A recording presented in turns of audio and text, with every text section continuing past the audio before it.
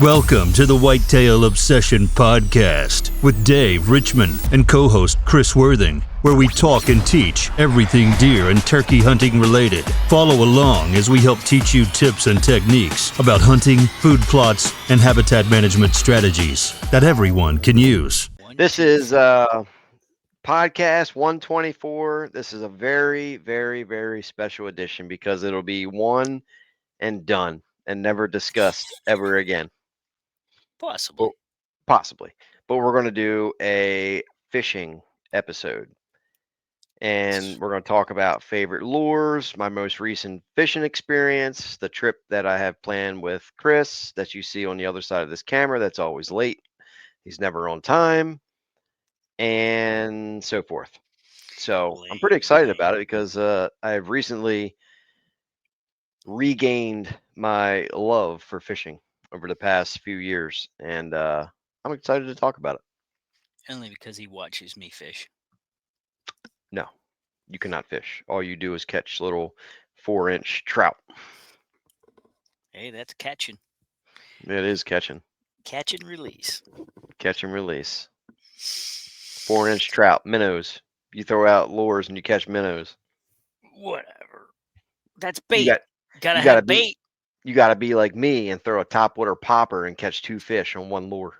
That was a setup. You snagged it. That was skill.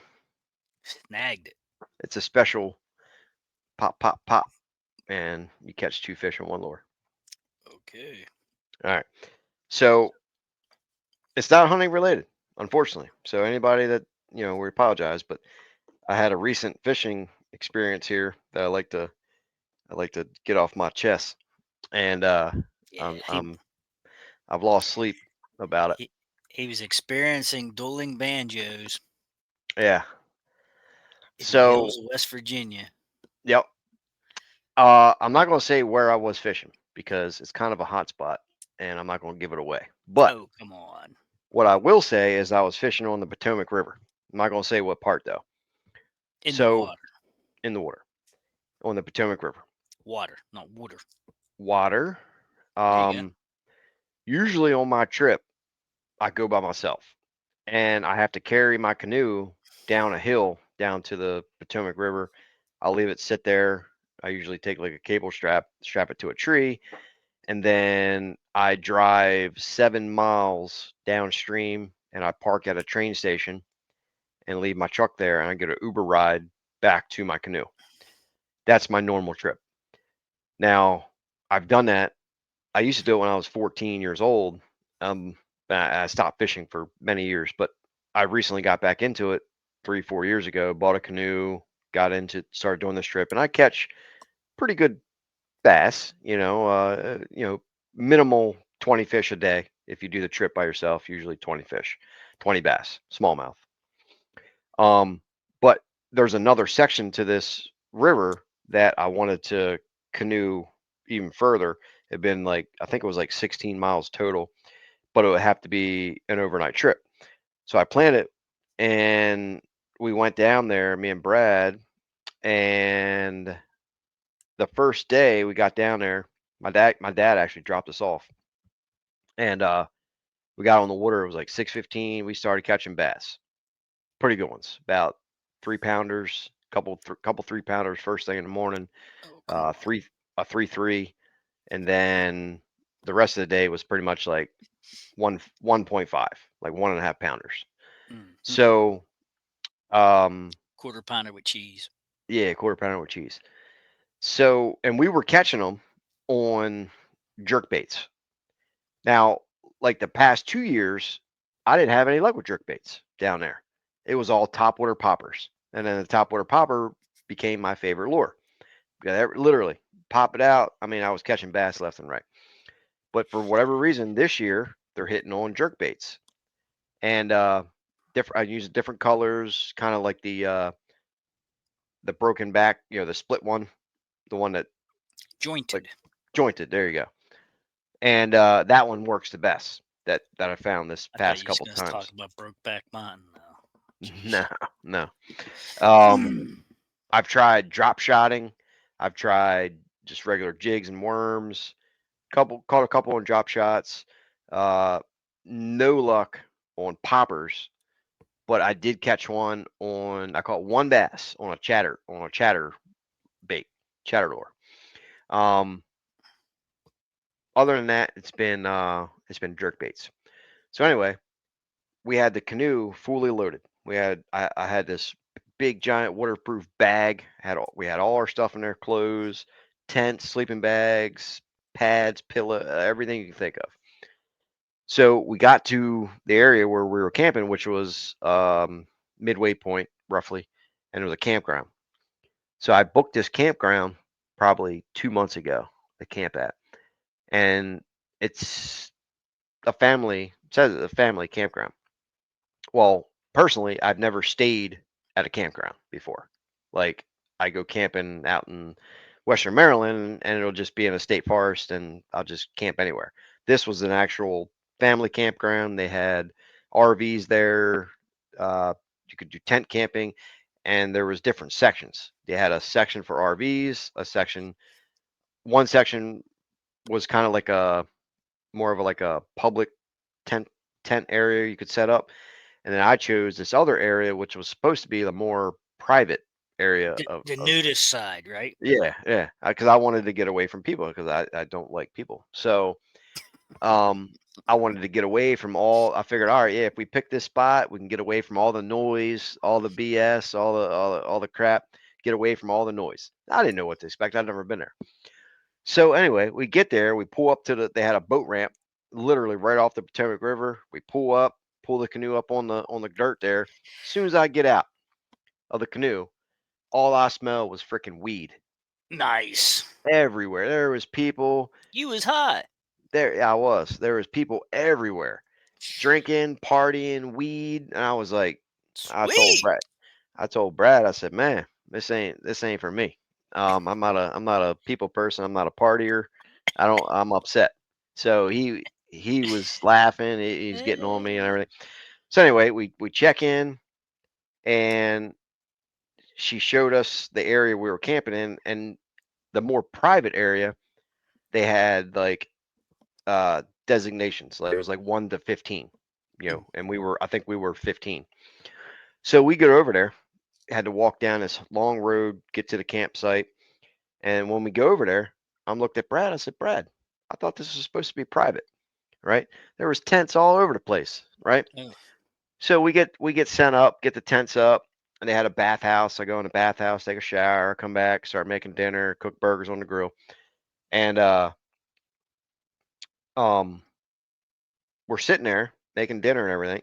Well, the people, I guess, be to the left of us. I think it was campground 12 or something.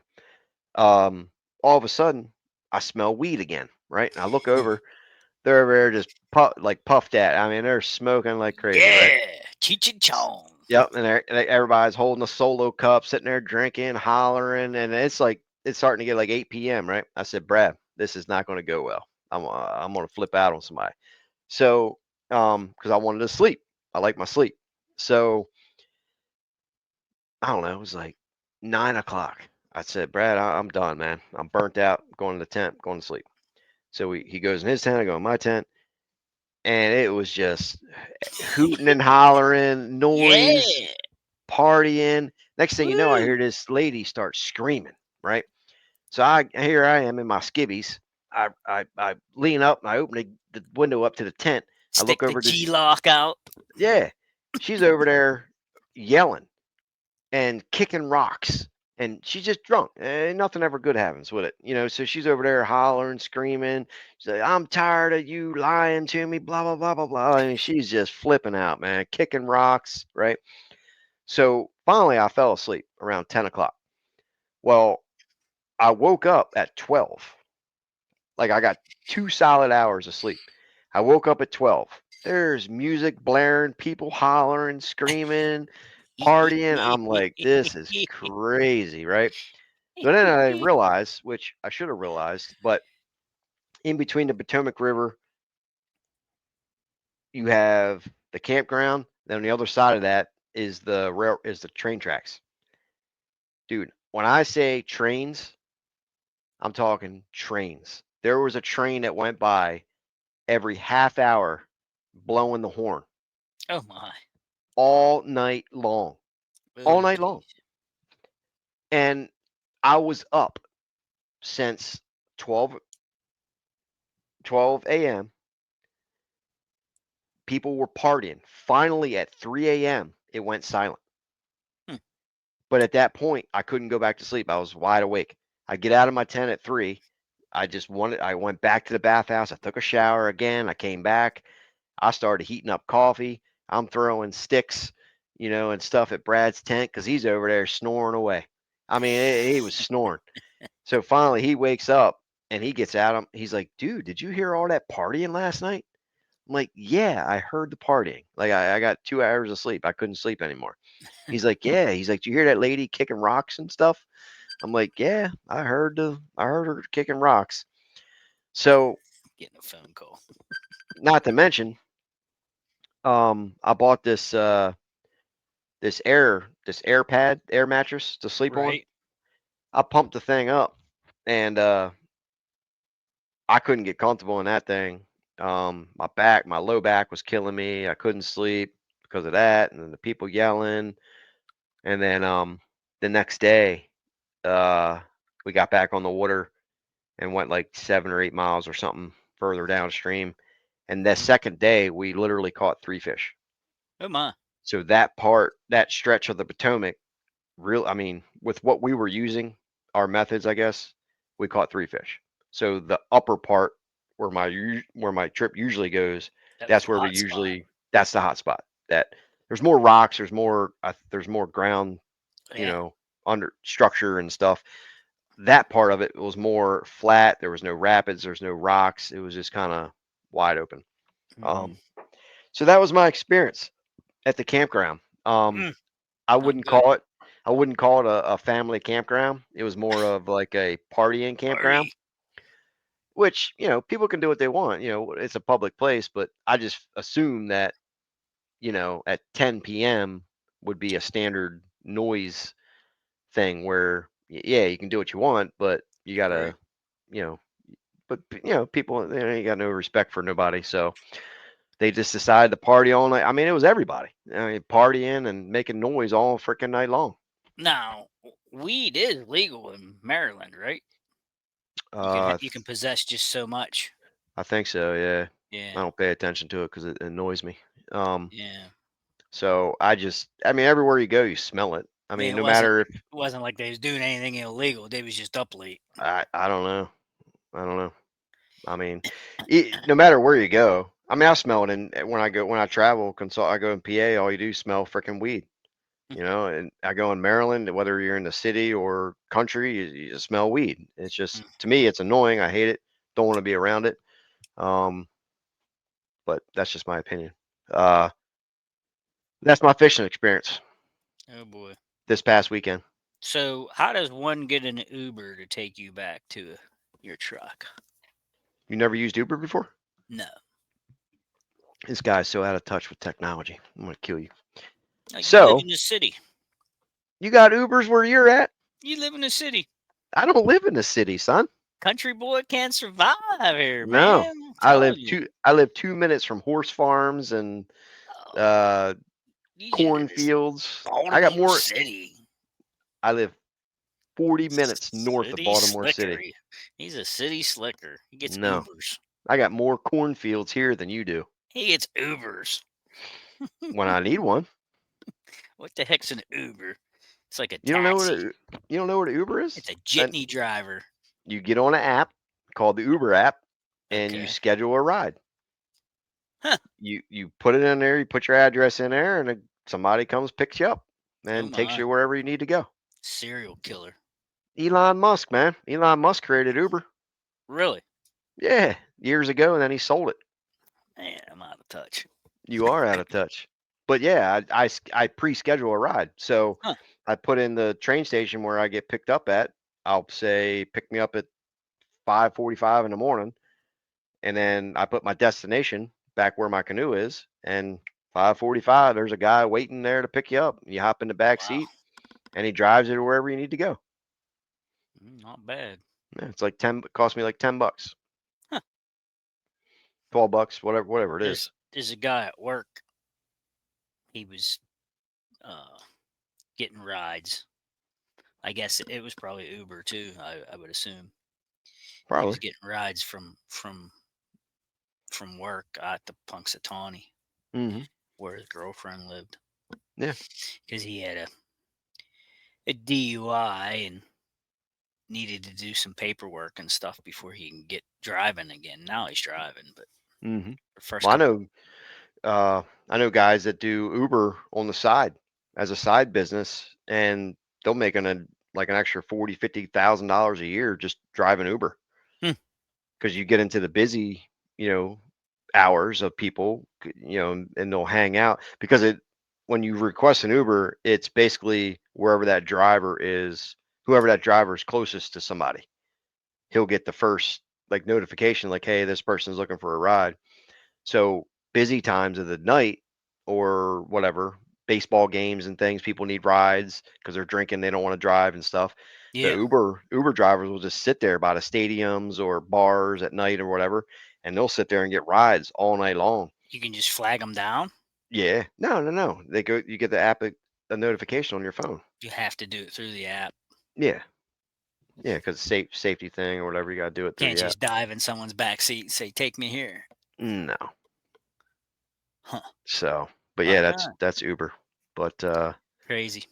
um we caught a catfish on the second day, and then most of the bass here, they're smallmouth, but they're red eye.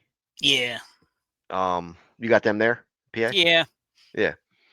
yeah. Um, I went down to my daughter's house last week there and was catching those mm, there by the dam.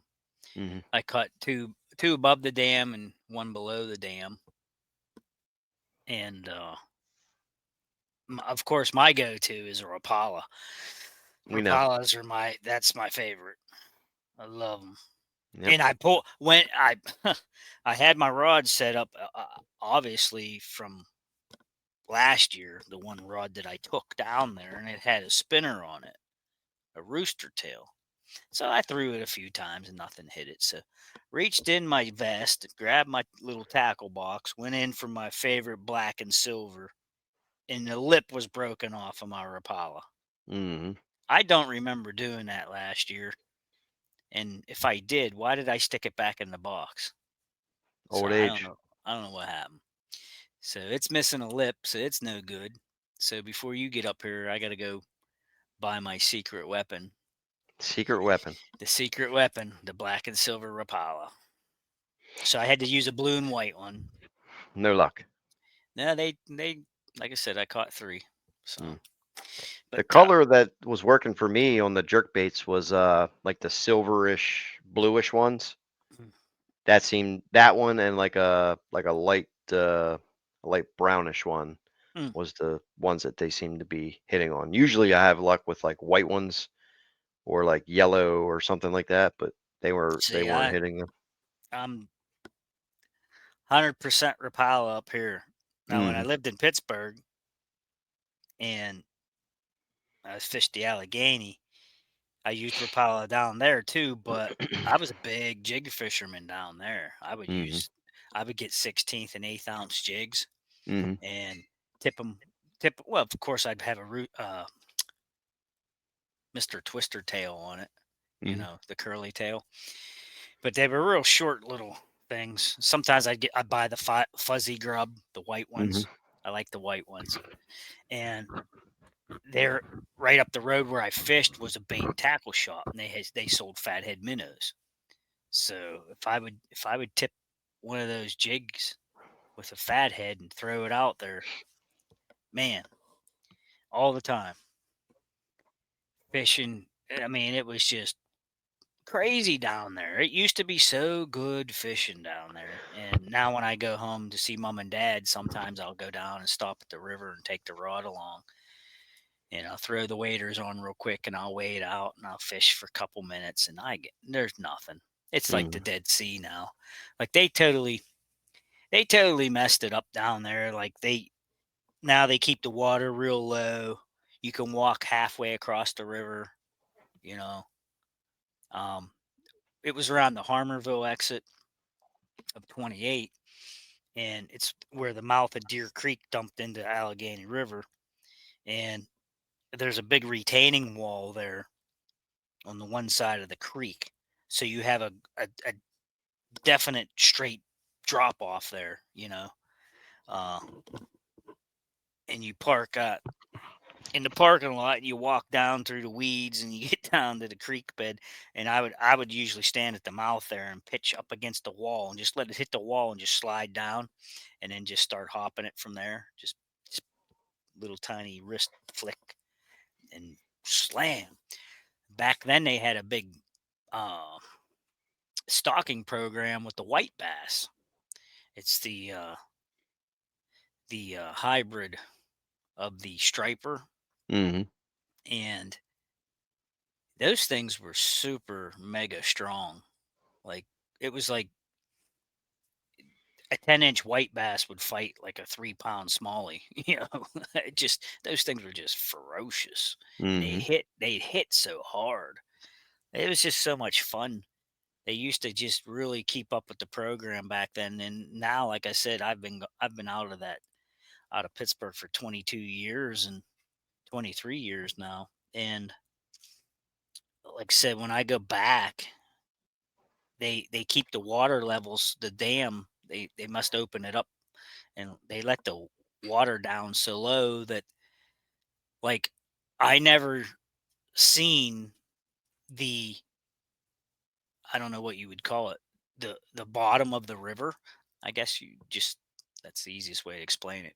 Like, they drained the water so much now that I could see, like, where I used to fish, you know?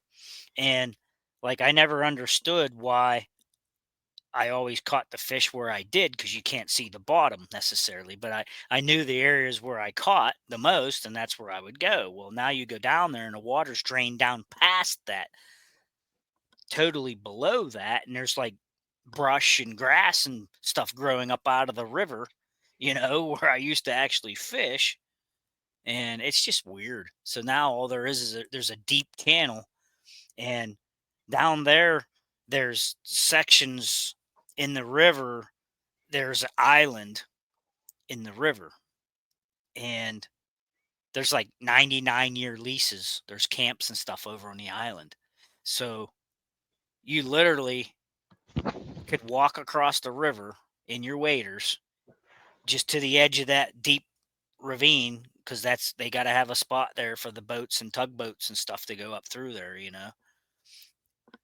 because they still was, yeah, up till, I don't know now, because they tore down the one electric plant down there, Duquesne Light, I believe it was. I think they quit using it, so they was hauling coal in barges and stuff. Sometimes they train it up there, or because there's train tracks there also. But anyhow, there's that deep ditch there, and you can get right to it, and you'd pitch out in there. But it's I'm telling you, it's the Dead Sea now. It's horrible. They totally destroyed that area, and it just sucks for fishing now. Like, Mm-hmm. I go down there, I never see anybody there fishing.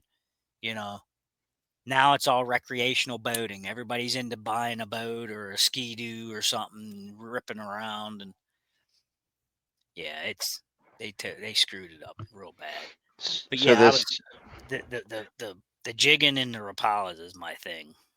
so I've used the jigs down there where I'm talking about, but unless you rig it Texas style, Texas rig, Mm-hmm. you get hung up because the whole Oh, it's four rocks, and if you throw it yeah. out, I mean, you're almost every cast you're hung up.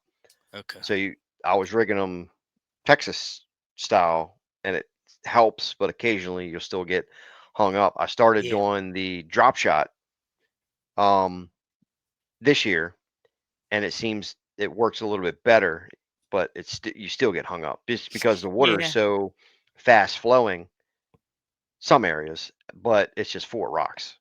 Right. So it I mean, seems I like, lost a ton of jigs down there over the mm, years, even lures, because mm, there's so much garbage in the water. mm, You know, mm, um, there's an overpass right there too, and people are always throwing junk off the overpass, or just the floodwaters. They would, when they would open up the lock and all that water would flow down and it would push down.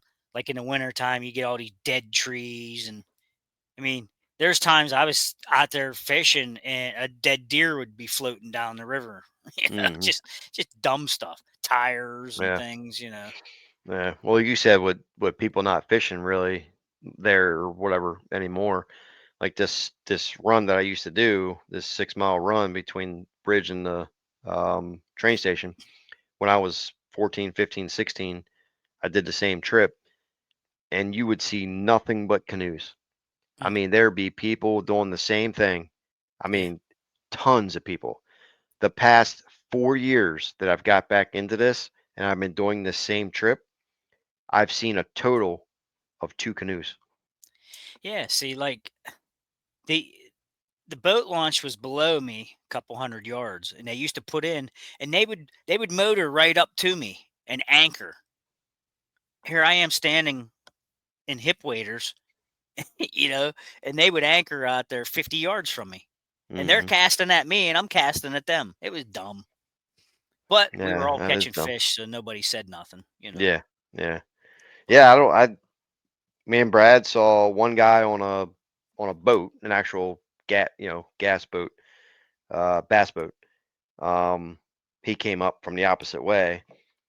Um, but canoe wise, I seen total in the 4 years, maybe two.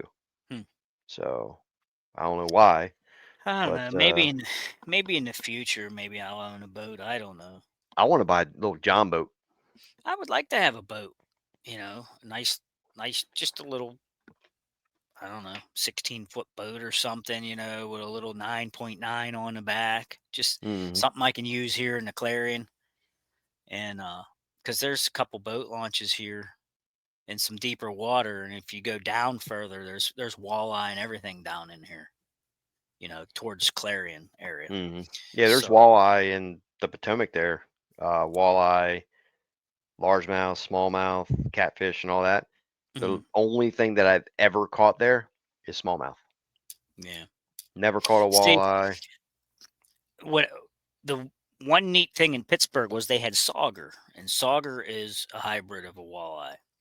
There was walleye there too, but you didn't find that many. There was so many sauger, and a sauger, like I said, is a hybrid, and it's like the fish looks camouflage. The pattern on it was so random, and it was like black and like earth tone colors and stuff. It looked like snake skin is what it looked like. It looked like rattlesnake skin. The pattern that was on the fish. They're pretty neat. Hmm. Exactly the same as a walleye, though. They just don't seem to get as large. Hmm.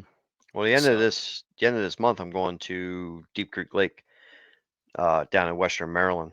Mm, Um, Deep Creek Lake's, I don't know how many acres it is, but um, me and my dad went there when I was a kid, and we caught tons of bass, and that was the last time I've been there. So mm, I'm actually going with my mom and dad.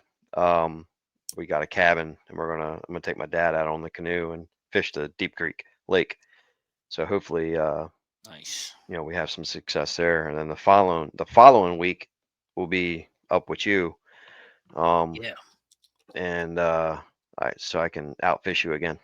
never. Guess what that is? Hmm. That's the church picnic day too. Oh, is it Yeah, Jet's like, you guys come up and get lunch before you go fishing again.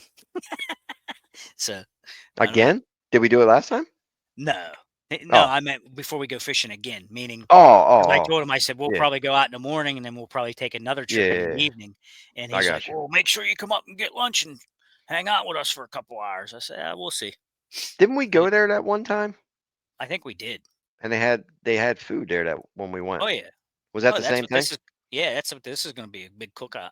Okay, it was the Yeah, same there's thing going to then. be. He's putting a whole pork loin on the grill and Mm, some deer burgers and stuff and hot gotcha. dogs, hamburgers, and Nice. yeah. Yeah, maybe we So should go maybe, because I still got to have a talk with him. yeah, yeah, because he just posted pictures again last week. Him and his grandson went to that same lake and caught fish. What? Nice fish. Yeah. Yep. And Hmm. I'm like, he's hiding something. The first place we went to, or the second place. Nah, I think the first one up place. here on 80 by Du Bois. So the first place. Kyle or Keel? I can't remember Yeah. which one's which. Yeah. I think this one's Kyle, maybe.